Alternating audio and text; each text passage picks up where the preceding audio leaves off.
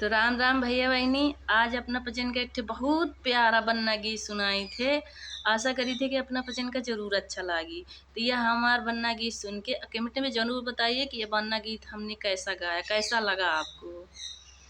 कि मोरे राम लखन से बनी रायाली कने बिले माल रे।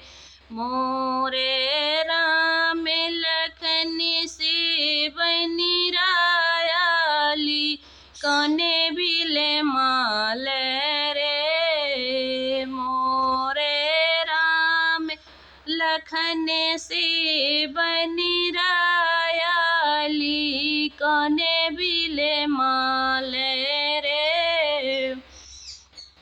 बन्ना के आजी ने बिल मालय आजा कांठ लगल री।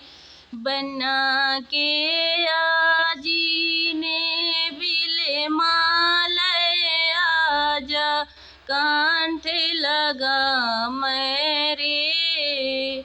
मोरे राम लखन से बनी रायाली कौने बिले माल रे। के बन्ना के मम्मी ने बिले माल पापा कांठ लगा मेरे। बन्ना के मम्मी ने बिले माल पापा कांठ लगा मेरे। मोरे राम लखन से बनी रायाली कौने बिले माल रे।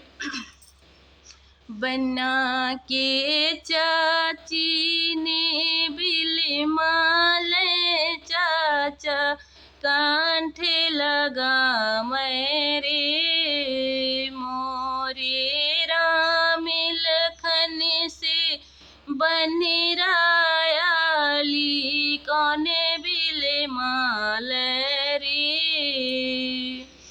कि बन्ना के भैया ने बिल माल भाभी मुस्कुरा मेरे। बन्ना के भैया ने बिल माल भाभी मुस्कुरा मेरे। मोरे राम लखन से बनी रायाली कौने बिले माल